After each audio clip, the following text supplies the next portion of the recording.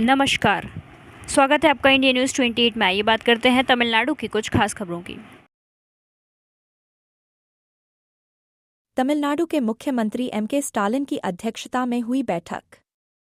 Party की जिला इकाई की कार्यकारी समिति की बैठक में यह निर्णय लिया गया। बैठक जिला पंचायत सचिव अनबिल महेश पोयामोजी की उपस्थिति में हुई। बैठक में नगर निगम के सचिव मोहम्मद, कार्यकारी समिति के सदस्य सिंथिल, सबियुल्ला, शेखरन और मथिवनन हैं।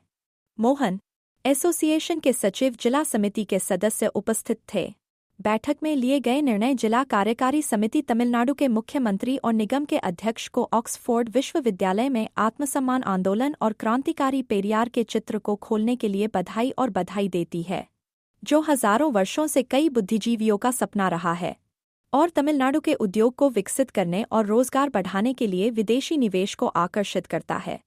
यह बैठक गुलाम एडप्पादी पलानीसामी की कड़ी निंदा करती है, जिन्होंने राजनीतिक जीवन में 50 से अधिक वर्षों से मौखिक बलिदान दिए हैं, जिन्हें मीसा में कैद और प्रताड़ित किया गया है, जो केंद्र सरकार के पिट्ठू के रूप में काम कर रहे हैं और जो जहां भी जाते हैं एकजुट होकर नेता की आलोचना करते हैं।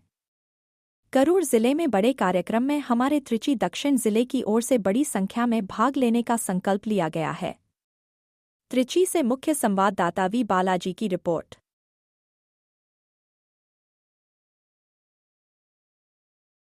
நேற்று நடந்த மாவட்ட கழக செயலர் கூட்டத்தில் ஏறத்தாழ வெளிநாடுக்கு சென்ற பிறகு 15,500 கோடி ரூபாய்க்கு அதிகப்படியான முதலீடுகளை பெற்றது.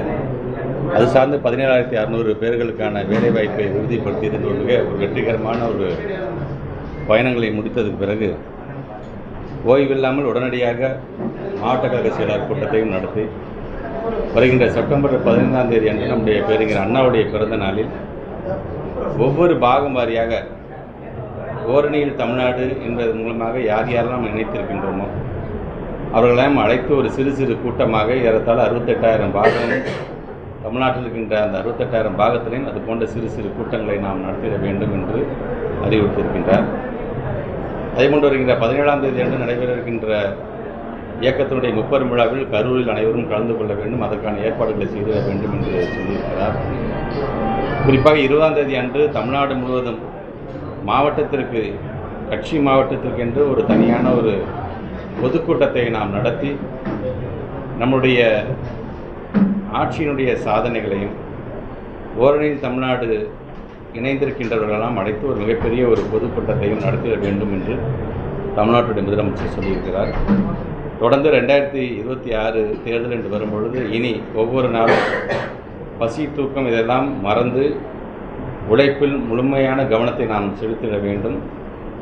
ஓயாமல் உழைப்போம், 2026 மீண்டும் நாமே உதிப்போம் என்று நேற்று தன்னுடைய உரையை அவர் நிறைவு செய்தார்.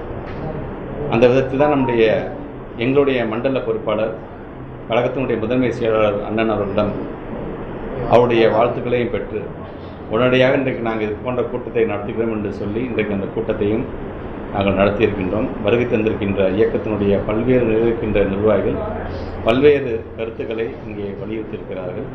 அந்த வலியுறுத்திய கருத்துக்கள்லாம் எந்தெந்த கருத்துக்கள் தலைமையிடம் செல்ல வேண்டுமோ அதையும் கொண்டு செல்வதற்கு நாங்கள் காத்து கொண்டிருக்கின்றோம். ஆக அந்த விதத்தில் ஒரு நிறைவான ஒரு மாவட்ட கழக செயற்குழு கூட்டம் நிறைவடைந்திருப்பது என்பதை நாங்கள்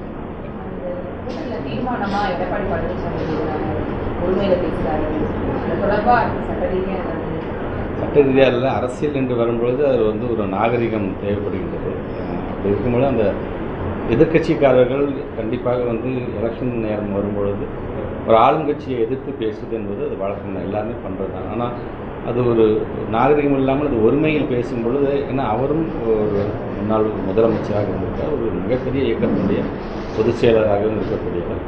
அவர் அந்த மாதிரி பேசியது என்பது உள்ளபடியே அது வருத்தத்துக்கு. ஏன்னால் அடுத்த கட்டம் இப்போ எங்களை போன்ற இளைஞர்கள்லாம் வரும்பொழுது அவர்களெல்லாம் உதாரணக்காரர்களாக இருந்துவிடக்கூடாது என்பதற்காக ஆக அந்த விதத்தில் ஒரு தலைவர் மற்ற இயக்கத்தினுடைய தலைவரை மதிக்கக்கூடிய பண்பு என்பது தொடர்ந்து நம்முடைய தமிழ்நாட்டில் இருந்து கொண்டு தான் இருக்கின்றது. ஆனால் ஒரு சிறிய ஒரு காலத்திலிருந்து பார்த்திங்கன்னா அது ஒரு தடமாறுகின்ற அந்த போக்கு என்பது அதான் ஒரு முன்னாள் முதலமைச்சர் அவர் சொல்லி பேசியது என்பது உள்ளபடியே அது வருத்தக்கூடிய 2026 தேர்தலில் வந்து திமுகவை ஆம்புலன்ஸில் ஏற்றி வீட்டுக்கு அனுப்புவது எடப்பாடி.